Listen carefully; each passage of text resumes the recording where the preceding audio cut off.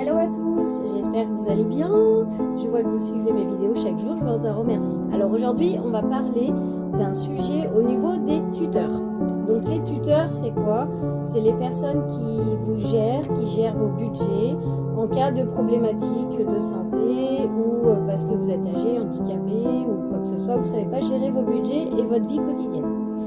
Alors, moi j'ai reçu deux clients différents, deux cas différents qui ont des problèmes avec les tuteurs, qui ont été mis sous tuteur par défaut.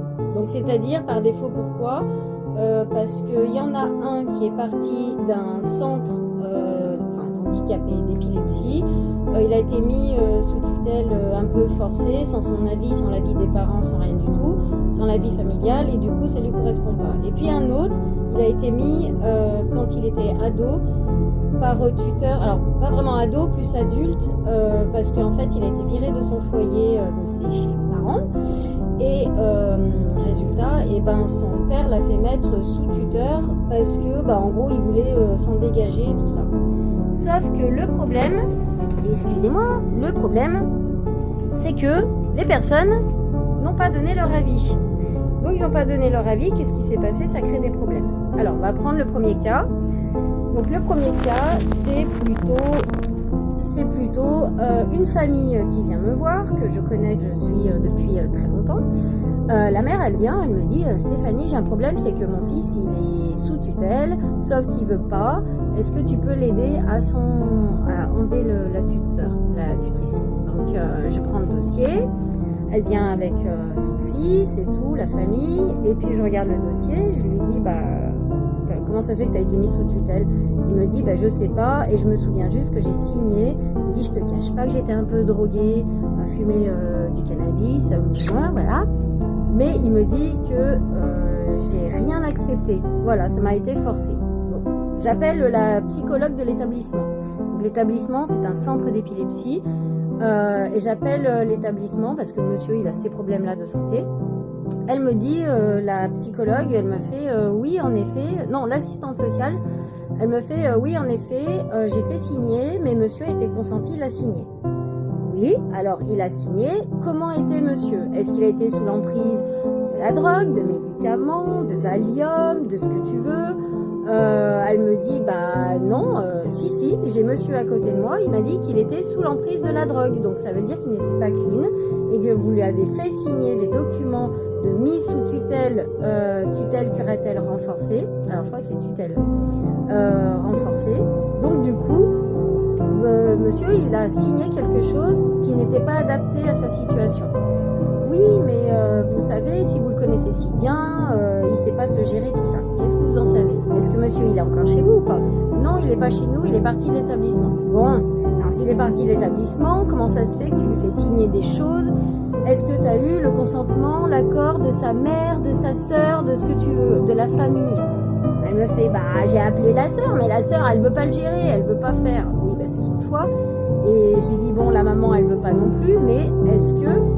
Je sais pas, il a quand même un autre frère, est-ce qu'il est dans les finances et tout? Est-ce que vous l'avez appelé? Non. Ok, donc je lui dis la priorité quand on met quelqu'un sur tutelle, il faut d'abord que ça soit la famille, si elle veut, que ça soit les parents, les frères et sœurs, ça peut être même un membre de la famille, un cousin, ce que tu veux.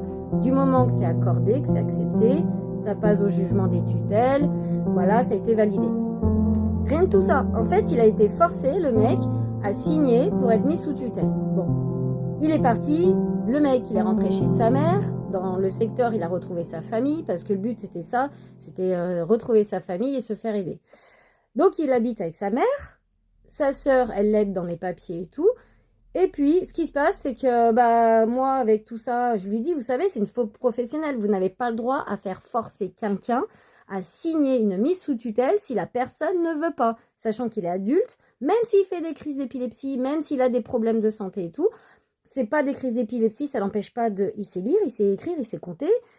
Certes, même s'il gère pas trop son budget, il peut se faire accompagner simplement dans la vie par les membres de sa famille ou des amis. Je dis, ou ne serait-ce moi. Il n'y a pas de souci. Oui, mais. Non, il n'y a pas de oui, mais. D'accord? Après, j'ai appelé le service des tutelles, ok? De notre secteur.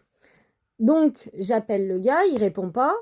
bien sûr, classique, comme d'habitude, j'envoie des mails. J'envoie des mails et puis étonnamment, il me rappelle. Voilà. Donc, je lui ai dit oui, bonjour, Stéphie Service, je vous appelle parce que monsieur, il est sous tutelle, vous êtes son tuteur. Oui, en effet, oui, je suis son tuteur. D'accord. Alors, moi, je vous connais. Déjà, personnellement, je vous connais en tant que maman. En tant qu'ancienne collègue stagiaire d'un centre social, je vous ai connu quelque part chez un monsieur handicapé dont vous avez empêché de partir en vacances et moi je lui ai fait obtenir ses vacances ne serait-ce d'une semaine. Vous avez refusé. Je vois pas pourquoi déjà, c'est nul, mais bon.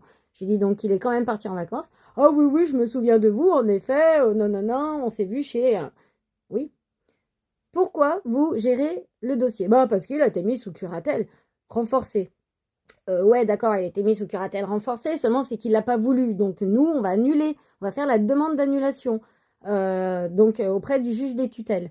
Ah bah oui, mais comme vous voulez, mais de toute façon, monsieur, bah il sait pas se gérer, hein.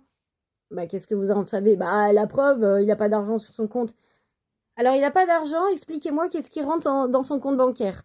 Alors il sait dire que ça, hein, le tuteur, hein, c'est il sait rien dire d'autre. Je lui dis, moi, je sais ce qui rentre dans son compte. L'allocation adulte handicapé, voilà, c'est tout. Y a rien d'autre, en vrai. Il vit avec ça. Il doit donner 200 balles à sa mère par mois de loyer. Comment ça se fait que vous ne versez pas les 200 balles depuis qu'il est arrivé chez sa mère? Oui, mais il faut une procuration bancaire, etc. Gna gna gna. On a contacté la Poste, qui est la banque, n'a pas reçu de procuration bancaire de votre part qui autorise de verser tant par mois à la mère de l'adulte handicapé. Parce que vu qu'il vit chez sa mère, il participe au loyer, il participe aux courses, il donne une participation. Eh bien, dites-vous que le tuteur, il n'a pas mis ça en place. La mère, depuis le mois de février, je crois, 2024, ne touche pas son argent. Ça la met en déficit parce qu'elle n'arrête pas de lui payer à manger, les cigarettes, etc., etc. Même si de temps en temps, il a un peu d'argent, bah, il lui donne. Le mec, il n'arrive pas à vivre, il n'arrive pas à aller travailler parce que du moment qu'il n'a pas accès à ses comptes, il n'a accès à rien. Le tuteur, il donne pas les documents qu'il faut. Donc, il a besoin, admettons, livret de famille, un relevé bancaire ou quoi que ce soit, un RIB ou autre. Il lui donne pas. Il lui donne pas. Et résultat, qu'est-ce qui se passe? Le mec, eh ben, il se retrouve en problématique. Le tuteur, il le gère pas, il répond pas et ça le met en déficit bancaire. Voilà. Donc moi j'ai un peu gueulé dans le sens où il va falloir que vous donnez de l'argent régulièrement par mois à la banque. Vous allez appeler la banque, vous allez faire une procuration, le monsieur va aller à la banque et il va vous appeler en même temps. Donc vous allez valider en même temps. Oui, mais j'ai pas que ça à faire. Si, vous avez que ça à faire. Et ce que vous allez faire, vous allez vous déplacer chez le client, vous allez mettre à jour ses documents et ses papiers et vous allez faire signer la procuration pour les virements. Vous allez mettre à jour l'administration et le monsieur, il doit récupérer ses livrets de famille, il doit tout récupérer. Parce qu'en fait, c'est utile. Voilà, c'est son identité, c'est utile. Vous n'avez pas à garder une carte vitale, vous n'avez pas à garder une identité. Que vous gérez les comptes, soit, mais que vous gardez l'identité de la personne alors qu'elle en a besoin dans sa vie, à cause de vous, il peut même pas aller chez le médecin, il peut même pas faire quoi que ce soit, ça, c'est hors de question. Donc sachez que vous n'avez pas dans l'obligation d'être mis sous tutelle. Si jamais vous n'êtes pas d'accord parce que pour X raison vous dites non, je me sens capable de, je suis pas si malade que ça, c'est pas parce que j'ai des difficultés de santé que je me dois d'être mis sous tutelle parce que l'établissement a décidé, parce que l'assistante sociale a décidé, parce qu'un membre de la famille a décidé. Dites-vous que vous êtes prisonnier. Si vous êtes mis sous tutelle par un peu erreur, vous êtes un peu prisonnier de votre budget et de votre vie quotidienne. Après, certes, les personnes en grosse difficulté, âgées, handicapées, ce que vous voulez, il y en a, oui, on doit être mis sous tutelle, mais attention aux tuteurs. Parce que des fois, il y a des mandataires judiciaires qui sont des voleurs. Moi, je vous le dis. Donc, faites très, très, très attention à qui vous vous adressez, auprès de qui, quel établissement vous êtes.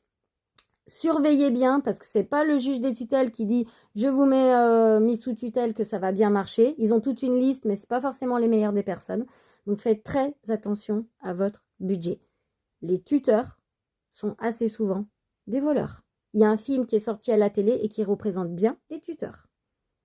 Bonne journée, bon courage et je vais vous dire l'autre exemple des tuteurs. Ciao!